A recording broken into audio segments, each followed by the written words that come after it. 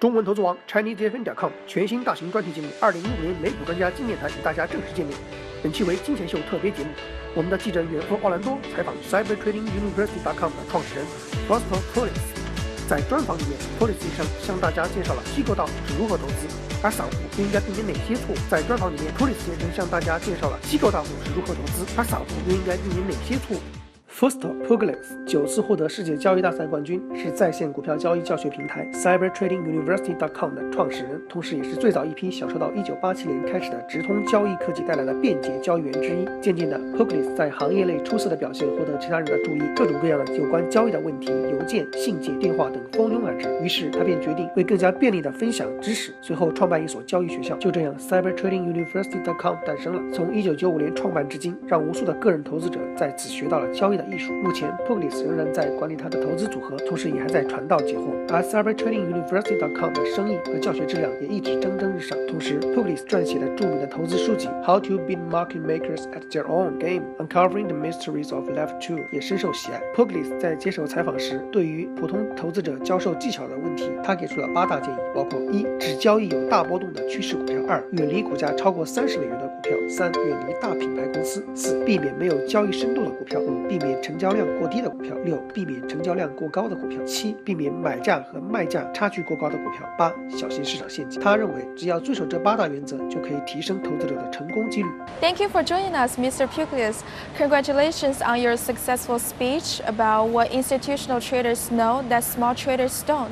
Actually, a lot of our audience are individual investors, so do you have some suggestions for them, like how frequently a normal trader should trade? Trading is a game, and you need to know how to play the game. A lot of people don't, but it's not that hard, and it's very important that you know how to play the game when it comes to stuff like that, because that's where the orders are. You have to be able to follow it, and most importantly, knowing where to look for them.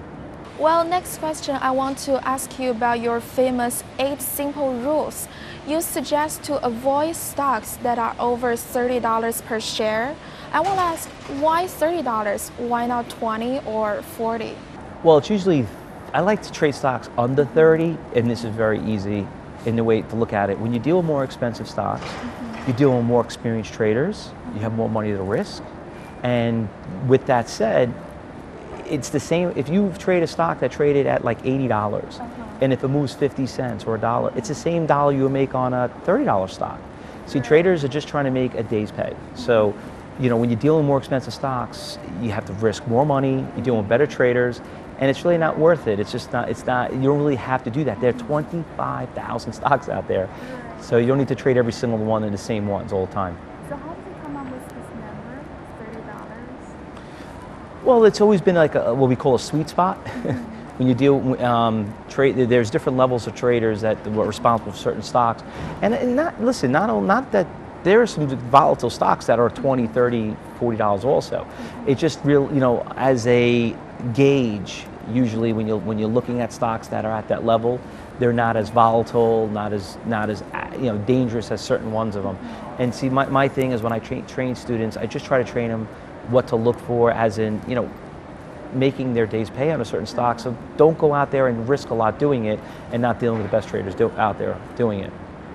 Does it also apply to both long-term and short-term investors? But once again, long-term can trade a little bit more expensive stocks because they're not really concerned about the volatility as much. But what happens is that what you see with very inexpensive stocks is that it will progress and get a lot bigger down the road. So, but learning what happens over the course of the day will prepare and make you understand why things are trading long-term the way they do. Okay, I see.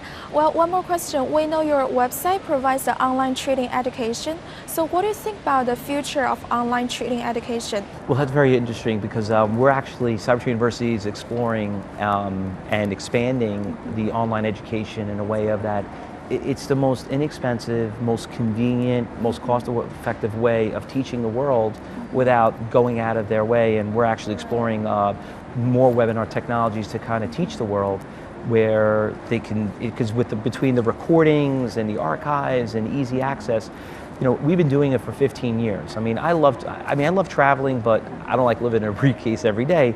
And we've kind of pioneered the webinar technology a long time ago. And I think it's just going to get bigger, even with colleges. I mean, it's just the college is getting way expensive, and a lot of people are just starting to, find the same type of education by doing it online. And is there any kind of innovation you're expecting in this industry? Well, we're finding that more and more people are realizing that, and you can see from the shows, a lot more people are realizing that they can take matters in their own hands.